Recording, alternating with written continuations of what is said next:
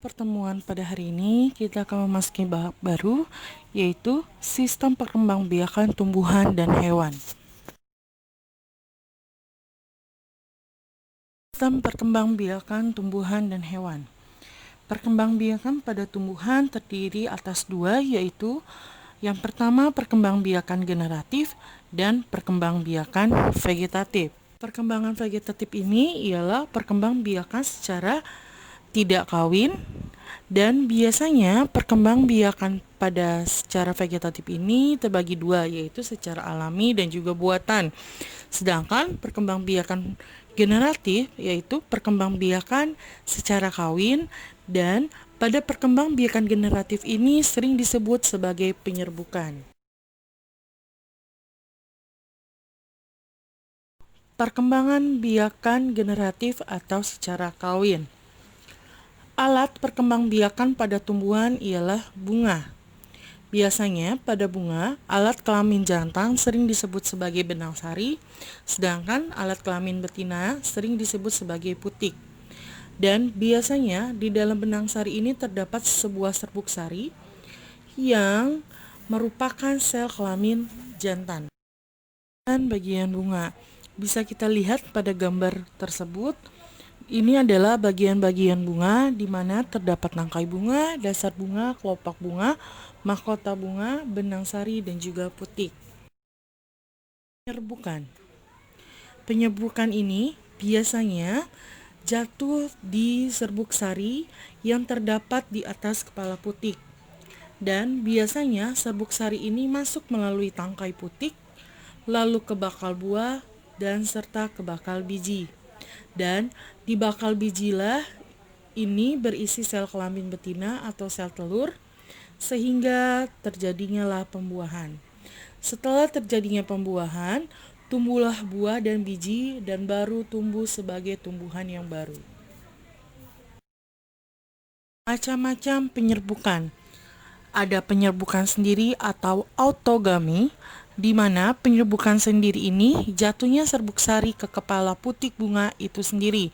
Yang kedua yaitu penyerbukan tetangga atau getonogami, di mana penyerbukan ini yang jatuh adalah serbuk sarinya tepat di kepala putik tetapi masih dalam satu pohon. Yang ketiga yaitu penyerbukan silang atau alogami, di mana penyerbukan silang ini jatuhnya serbuk sari ke kepala putik bunga lain dengan beda tumbuhan, tetapi dia masih satu jenis yang sama. Sedangkan penyerbukan barstar yaitu penyerbukan yang jatuh serbuk sari ke kepala putik bunga lain dengan variantasi jenis yang berbeda. Dan penyerbukan ini dapat terjadi melalui beberapa bantuan seperti angin, manusia, dan juga hewan. Perkembangbiakan buatan. Perkembangbiakan buatan ini ialah perkembangbiakan yang sengaja dibuat oleh manusia. Perkembangbiakan vegetatif buatan antara lain mencangkok, stik batang, merunduk, menyambung atau mengetan, dan okulasi.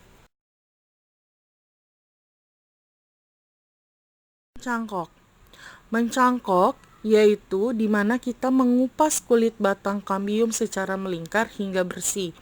Kemudian melapisinya dengan media tanah dan membungkusnya dengan sabut kelapa injuk atau juga dengan plastik supaya bisa tumbuh akar. Jika akar sudah muncul akar yang kokoh, maka batang tersebut sudah bisa dipotong dan juga ditanami di tempat yang lain. Tapi tidak semua tanaman itu dapat dicangkok. Biasanya tumbuhan yang dapat dicangkok adalah tumbuhan yang memiliki pembuluh kayu dan juga memiliki lapisan kambium. Contohnya pada mangga, jeruk, nangka, belimbing, dan juga jambu air. Stek atau stik ialah merupakan reproduksi vegetatif dengan cara memotong untuk memisahkan dari induknya, di mana bagian tanaman dan kemudian ditanam untuk bisa menghasilkan individu yang baru. Setek dibedakan menjadi 3 macam, yaitu setek batang, setek daun, dan juga setek tangkai. Pada setek batang, itu misalnya kita ingin menanam sebuah ketela pohon atau bunga mawar dan kita dapat menggunakan batangnya untuk dilakukan setek. Dan kalau pada setek daun, kita bisa pada tanaman cocor bebek untuk memperbanyak. Dan kalau untuk setek bunga, kita dapat pada kembang sepatu dan juga pada mawar. Menerunduk ini di mana kita bisa membenamkan tangkai tanaman ke tanah dan bagian yang tertanam dalam tanah akan tumbuh akar. Jika sudah tumbuh, maka akar tanaman dapat dipisahkan dari induknya dan bisa dilakukan pada tanaman yang memiliki cabang batang yang panjang dan juga lentur. Misalnya terdapat pada bunga alamanda. Mengeten yaitu di mana kita dapat menggabungkan batang bawah dan batang atas kedua tanaman yang sejenis. Kenapa sih tujuan untuk menyambung ini? Tujuan menyambung ini ialah untuk menggabungkan sifat-sifat unggul dari dua tanaman sehingga dapat diperoleh satu tanaman yang memiliki sifat-sifat unggul.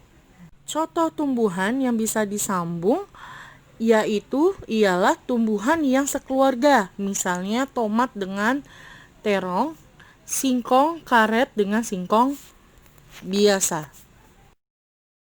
Atau okulasi, menempelkan mata tunas dari dua tanaman yang sejenis tetapi berbeda sifatnya dan dapat dihasilkan tumbuhan yang memiliki dua jenis buah atau juga bunga.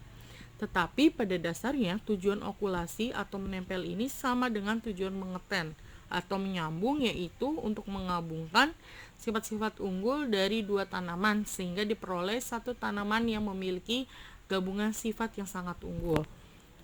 Contoh tumbuhan yang bisa diokulasi yaitu mangga mana lagi dengan mangga harum manis. Biakan vegetatif. Perkembangbiakan vegetatif dibedakan menjadi dua, yaitu secara alami dan juga buatan. Yang pertama yaitu perkembangbiakan vegetatif alami, di mana perkembangbiakan ini biasanya tumbuhan secara vegetatif tanpa bantuan manusia, di mana dalam vegetatif alami ini dapat dilakukan dengan cara rizoma, stolon, umbi lapis, umbi batang, dan kuncup adventif daun. Pertama yaitu rizoma, di mana pada rizoma ini akar tunggal pada batang yang terdapat di dalam batang. Dan biasanya batang ini berruas-ruas dan tumbuh mendasar. Dan di setiap ruasnya akan tumbuh akar. Dan selanjutnya setelah tumbuh akar barulah tunas ini dapat tumbuh menjadi tumbuhan yang baru. Contoh pada rizoma yaitu terdapat pada jahe, kunyit, dan juga lengkoas.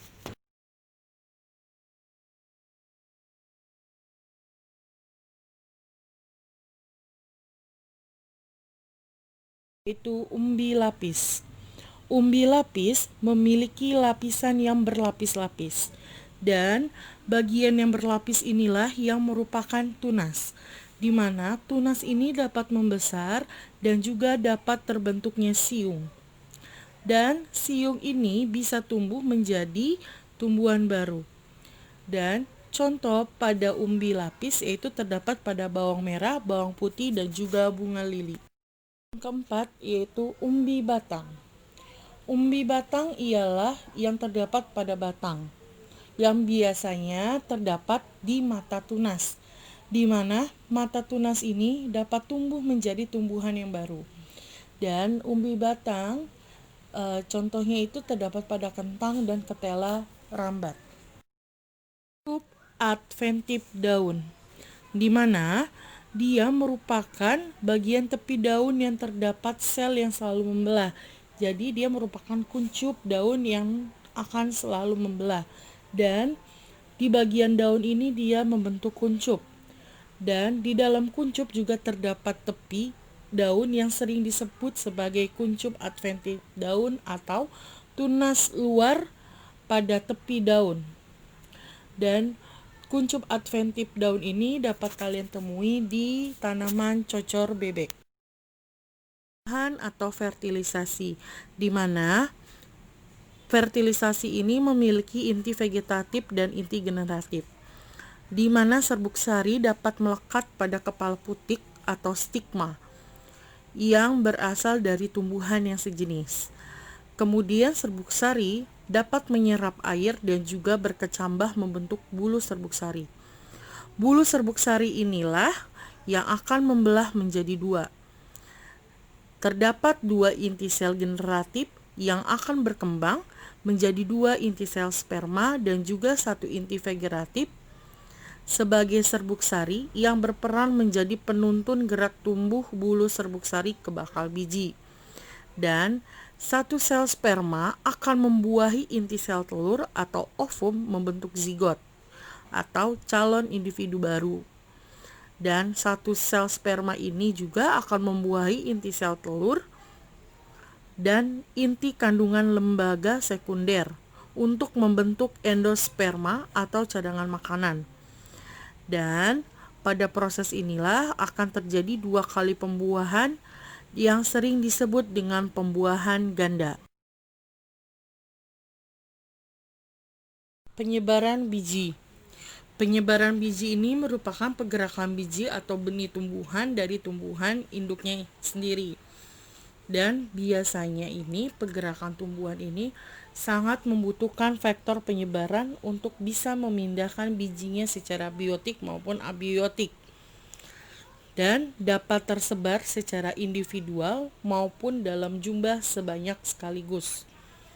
Dan penyebaran biji ini biasanya terjadi setelah pembuahan bakal biji akan berkembang menjadi biji. Dan juga penyebaran biji ini yang jauh dengan induknya ini dapat meningkatkan peluang biji untuk tumbuh dan berkembang dengan baik menjadi suatu individu yang baru. Penyebaran biji dapat dilakukan melalui beberapa perantara, antara lain yaitu ada anemokori, hidrokori, zookori, antropokori. Perkecambahan, di mana biasanya pada perkecambahan ini bijinya ini masih belum tumbuh dan masih dalam keadaan dormasi biji. Dormasi itu apa sih? Dormasi itu ialah peristiwa di mana biji mengalami masa istirahat. Dan di masa inilah ketika biji ini mulai tumbuh dan menjadi tumbuhan baru. Dan sering kita sebut dengan perkecambahan. Biasanya masa-masa dormasi biji setiap tumbuhan ini pasti berbeda-beda. Dan juga dapat diakhiri dengan memberikan perlakuan yang juga berbeda-beda. Dan juga dapat dipengaruhi oleh beberapa faktor yang hampir sama. Dan struktur pada pembelahan diri proses perkecambahan bisa kalian baca di LKS kalian masing-masing. Hidup tumbuhan Angiospermae, di mana tumbuhan ini dapat hidup melalui dua tahap generasi, yaitu generasi gametofit dan sporofit. Di mana generasi gametofit adalah generasi yang menghasilkan gamet, sedangkan generasi sporofit ialah generasi penghasil spora. Bisa kalian lihat pada gambar perkembangan hidup tumbuhan Angiospermae ini dapat kita lihat bahwa generasi haploid atau N ini saling bergiliran untuk bergenerasi diploid, sehingga dapat tumbuh mengalami pergiliran generasi atau metagenesis. Dan selanjutnya sel telur di dalam terdapat pada bakal biji. Dan juga terjadinya peleburan sel telur dan juga sperma yang dapat mengakibatkan bakal biji berkembang menjadi biji. Dan sel kelamin dapat terbentuk dari perkembangan spora yang bersifat haploid atau N. Dan hasil dari peleburan ini dapat berisi diploid atau 2N. Dan mereka akan tumbuh menjadi tumbuhan baru. Dan tumbuhan baru inilah yang akan memiliki akar, batang, dan juga daun. Dan pada saat terbentuknya bunga, tumbuhan ini akan bersifat diploid dan dikenal dengan generasi sporofit atau penghasil spora. Dan juga kita bisa lihat nih, pada ujung benang sari ini terdapat kepala sari atau antera, di mana antera ini ialah serbuk sari yang sudah terbentuk. Dan serbuk sari ini dapat menempel di kepala putik dan akan membentuk bulu serbuk sari yang menghasilkan 2 inti sperma yang haploid dan 2 inti sperma yang haploid yang sering disebut dengan gamet jantan. Dan di pakal putik ini terdapat ovarium atau bakal buah, di mana bakal buah ini terdapat bakal biji. Bakal biji ini yaitu terdapat kantung lembaga yang tersusun atas 7 sel dan 8 inti yang haploid, yang memiliki 3 sel antipoda, 2 sel sinergit, dan 1 sel telur, dan 1 sel kandungan lembaga sekunder yang masing-masing mempunyai 1 inti haploid, kecuali jika dia memiliki sel kandung lembaga sekunder yang hanya mempunyai 2 inti haploid. Dan biasanya kantung lembaga sering kita sebut dengan gametofit betina. Tumbuhan Gymnospermae. Gymnospermae menghasilkan heterospora yang berupa mikrospora dan megaspora. Mikrospora ini berkembang menjadi mikrogametofit atau gametofit jantan yang sudah berisi serbuk sari. Sedangkan kalau megaspora berkembang menjadi megagametofit atau gametofit betina. Bakal biji juga terdapat struktur ilang biji atau mikrofil. Dan kantong serbuk sari biasanya menggantikan fungsi bunga sebagai organ reproduksi betina. Berikut ialah skema daur hidup tumbuhan Gymnospermae, di mana bisa dilihat bahwa serbuk sari itu dilepas, dan setelah serbuk sari dilepas barulah butir serbuk sari ini berkembang menjadi sperma, dan pada saat itulah baru terjadinya penyerbukan. Nah, setelah terjadinya penyerbukan, serbuk sari ini dapat melekat pada bakal biji dan sperma bergerak menuju sel telur melalui bulu serbuk sari. Nah, setelah itu barulah terjadinya pembuahan. Jika sudah terjadinya pembuahan, akan terbentuk zigot yang sudah berkembang menjadi embrio dan biji. Tetapi, bila biji tersebut jatuh pada tempat yang sesuai, maka akan tumbuh dan juga berkembang menjadi tumbuhan yang baru. Biasanya penyerbukan pada Gymnospermae ini melalui perantara angin atau anemokori. Perkembangbiakan tumbuhan paku, di mana biasanya perkembangbiakan tumbuhan paku ini tidak menggunakan bunga, tetapi menggunakan spora. Biasanya spora akan tumbuh atau berkecambah menjadi protalium. Protalium inilah yang akan menghasilkan alat perkembangbiakan jantan dan juga betina. Dan juga terdapat antheridium dan archegonium. Dan protalium ini biasanya disebut sebagai gametofit. Tetapi kalau antheridium dan archegonium ini bisa menghasilkan 1 protalium, maka sering disebut berumah 1. Tetapi bila dihasilkan pada protalium yang berbeda, disebut dengan berumah 2. Berikut ialah metagenesis tumbuhan paku, di mana bisa dilihat bahwa sperma dan ovum ini dapat menghasilkan kedua alat perkembangbiakan yang saling bertemu dan juga menghasilkan tumbuhan paku. Selanjutnya, tumbuhan paku ini dewasa dan memiliki daun yang dapat menghasilkan spora yang disebut dengan sporofit. Dan tumbuhan paku ini disebut sebagai sporofit jika sudah melalui tahap metagenesis tumbuhan paku. Perkembangbiakan tumbuhan lumut. Tumbuhan lumut ini ada 2 jenis reproduksi, secara aseksual dan seksual. Kalau aseksual ini melalui pembentukan spora dengan pembelahan meiosis di sel induknya di dalam sporangium atau kotak spora, dan juga akan tumbuh menjadi gametofit. Tapi kalau aseksualnya atau vegetatifnya ini itu bisa dilakukan dengan pembentukan gum cup atau piala tunas dan fragmentasi. Fragmentasi ialah pemutusan sebagian tumbuhan. Berikut ialah metagenesis tumbuhan lumut daun, di mana biasanya spora akan tumbuh menjadi protonema, dan protonema ini akan tumbuh menjadi tumbuhan lumut dan akan menghasilkan ateridium atau alat perkembangbiakan jantan dan juga archegonium sebagai alat perkembangbiakan betinanya.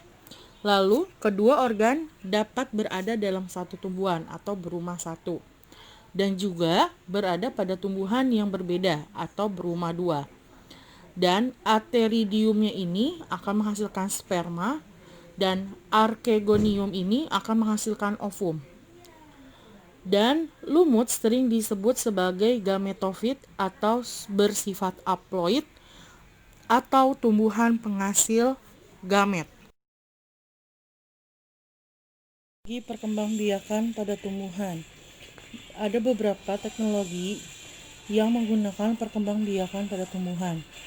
Yang pertama hidroponik, yaitu hidroponik ini biasanya penanaman tumbuhan dengan menggunakan larutan nutrisi dan juga mineral yang di dalamnya terdapat air dan tanpa menggunakan tanah. Biasanya digunakan pada tumbuhan paprika, tomat, timun, melon, terong, dan juga selada. Yang kedua, vertikultur, di mana ini termasuk teknik budidaya tanaman dengan cara membuat instalasi secara bertingkat atau vertikal yang berfungsi untuk meningkatkan jumlah tanaman. Teknik ini sangat cocok untuk daerah perkotaan dan lahan yang terbatas. Kultur jaringan. Kultur jaringan ini ialah cara perbanyak tanaman secara vegetatif, di mana teknik ini perbanyak tanaman dengan cara mengisolasikan bagian tanaman seperti daun, mata tunas, serta dapat menumbuhkan bagian-bagian tersebut dalam media buatan secara aseptik yang kaya akan nutrisi dan juga zat pengatur tumbuh. Perkembangan pada hewan. Perkembangan biakan pada hewan dibedakan menjadi dua, yaitu dengan cara kawin maupun tidak kawin. Secara kawin ini dilakukan oleh hewan dengan meleburkan sel kelamin jantan dengan sel telur betina, dan peleburan itu dapat menghasilkan individu baru. Sedangkan kalau perkembangbiakan tidak kawin biasanya dilakukan oleh hewan tingkat rendah. Yang pertama, perkembangbiakan aseksual pada hewan. Nah, perkembangan aksesual pada hewan ini sering disebut ialah hewan tingkat rendah, dikarenakan dia memiliki struktur yang tidak sempurna dibandingkan dengan hewan tingkat tinggi yang memiliki struktur tumbuhan yang sempurna. Itu yang pertama, membentuk tunas. Hewan dengan cara tunas itu terdapat pada Hydra sp. Hydra sp ini berkembang biak dengan cara membentuk tunas di dalam tubuhnya. Tunas tersebut akan tumbuh dan juga berkembang dalam batasan ukuran tertentu. Setelah dinyatakan cukup dewasa, maka tunas tersebut akan melepaskan diri dari induknya. Yang kedua, fragmentasi. Fragmentasi ini ialah perkembangbiakan yang dilakukan oleh kelompok hewan tingkat rendah dengan cara memotong bagian tubuh tertentu untuk bisa menghasilkan individu baru. Contohnya pada planaria. Planaria ini ialah contoh hewan yang telah melakukan fragmentasi. Biasanya terjadi melalui dua tahap. Tahap yang pertama, fragmentasi akan mematahkan atau memotong tubuh induknya menjadi dua bagian atau lebih. Sedangkan di tahap kedua, dia akan memotong tubuh induknya membentuk bagian tubuh lain yang tidak ada pada bagian tersebut, sehingga terbentuklah individu baru dan tubuhnya akan lengkap seperti induknya. Yang ketiga, partenogenesis. Partenogenesis ini di mana reproduksi aseksual betina yang dapat memproduksi sel telur yang sudah berkembang melalui proses fertilisasi. Biasanya partenogenesis dapat kita lihat pada kutu daun, lebah, kutu air, dan beberapa invertebrata lainnya. Contohnya pada lebah, kita bisa lihat di sini, ovum akan dibuahi oleh tubuhnya dan dapat berkembang menjadi lebah betina. Sedangkan yang tidak dibuahi akan tumbuh menjadi lebah jantan. Biasanya lebah betina bersifat lebih steril dan memiliki tugas sebagai pekerja dalam koloni lebah. Sedangkan kalau lebah jantan dia bersifat fertil, di mana dia mampu menghasilkan sel kelamin yang digunakan untuk membuahi sel telur, yang dapat menghasilkan lebah ratu. Lebah ratu ini ialah lebah yang dapat menghasilkan telur-telur yang menjadi lebah betina dan lebah jantan. Kembangbiakan seksual pada hewan. Sebagian besar bereproduksi secara seksual.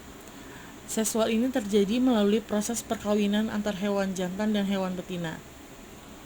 Proses ini terjadi dengan cara fertilisasi, yaitu dengan peleburan inti sel sperma dan inti sel telur, dan juga akan menghasilkan zigot. Zigot ini kemudian akan berkembang dan menjadi embrio atau calon anak, sehingga embrio ini juga dapat berkembang menjadi suatu individu yang baru. Fertilisasi ini dilakukan melalui dua cara, yaitu fertilisasi internal dan fertilisasi eksternal. Fertilisasi internal ini ialah proses peleburan antara inti sel telur dan inti sel sperma terjadi di dalam tubuh hewan betina. Contohnya yaitu pada ayam, kura-kura, buaya.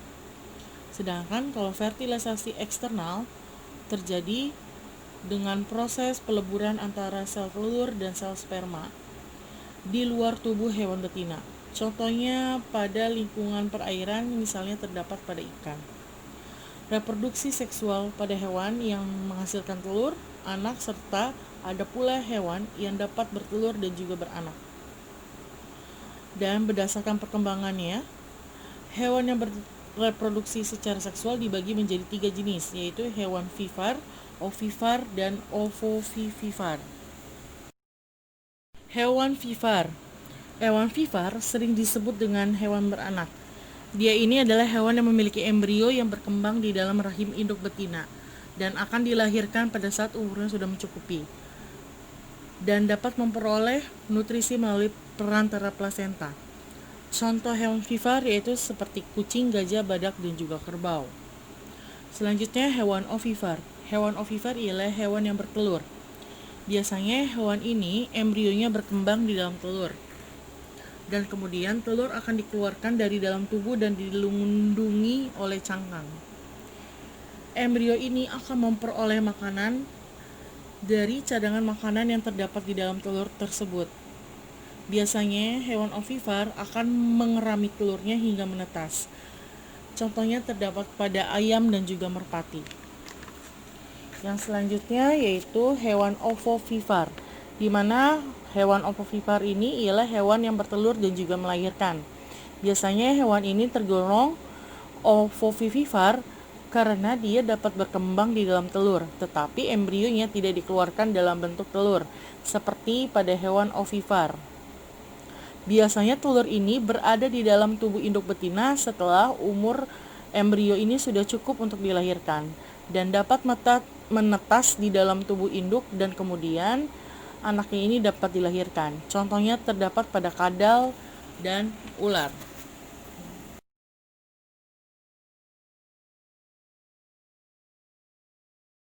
Perkembangbiakan pada hewan. Biasanya teknologi ini menggunakan kawin suntik atau sering dikenal dengan inseminasi buatan dengan cara memasukkan cairan sperma dari sapi jantan yang unggul ke dalam saluran reproduksi sapi betina dengan bantuan manusia. Biasanya dilakukannya ini dengan cara dia memasukkan sperma yang telah dibekukan dengan menggunakan alat seperti suntikan. Dan dia teknologi perkembangan pada hewan ini memiliki tujuan dan juga keuntungan dan kerugiannya. Untuk tujuan, keuntungan, dan kerugiannya bisa kalian baca di buku LKS masing-masing. Sekian pembelajaran kita pada hari ini. Wassalamualaikum warahmatullahi wabarakatuh.